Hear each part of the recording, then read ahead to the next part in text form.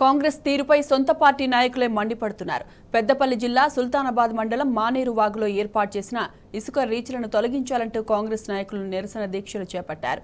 గత 3 రోజులుగా వంటావార్పు చేస్తూ అక్కడే ఆందోళన కొనసాగిస్తున్నారు. ఇసుక రీచ్ల వల్ల భూగర్భ జలాలు అడుగంటిపోయి పంటలకు సాగునీరు అందడం లేదని కాంగ్రెస్ పార్టీ నాయకులు కొలిపాక శ్రీనివాస్ ఆగ్రహం వ్యక్తం చేశారు. ఇప్పటికే సాగునీరు లేక పంటలు ఎండిపోతున్నాయని, మరోసారి ఇసుకను తీస్తే గ్రామాల్లో తాగునీటి ఎద్దడి కూడా ఏర్పడే ప్రమాదం ఉందని ఆందోళన వ్యక్తం చేస్తున్నారు.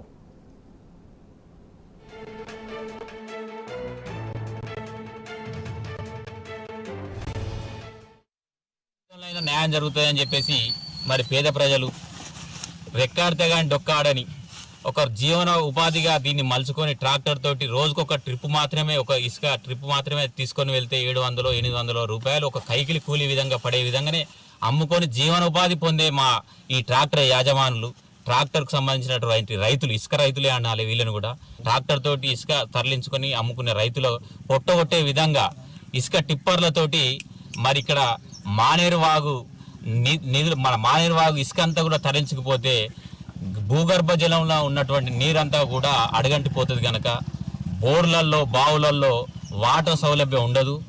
అలే కాకుండా పంట పొలాలల్లో ఏదైతే బావులు బోర్లు వేస్తారో అక్కడికి కూడా నీటి నిల్వలు లేక పంట పొలాలు కూడా ఎండిపోయే పరిస్థితి మరి ఈ ఇసుక రీచ్ల ద్వారా ఉంటుంది కనుక ఈ ఇసుక రీచ్ల్ని సాధ్యమైనంత వరకు త్వరగా మూసివేయాలి. మూసివేయడే కాకుండా మళ్ళీ వీళ్ళ పీరియడ్ అయిపోయాక కొత్తగా కాంట్రాక్ట్ కూడా ఇవ్వకూడదు. కొత్తగా కాంట్రాక్టర్ కూడా ఆన్లైన్ పద్ధతి ద్వారా టెండర్లను పిలవద్దని చెప్పేసి మా ప్రధానమైన డిమాండ్. సుప్రీంకోర్టు కాదు, మేము ఎక్కడికైనా పోవడానికి సిద్ధంగా ఉన్నాం. ఈ ప్రభుత్వంలో అయినా న్యాయం జరుగుతుందని చెప్పేసి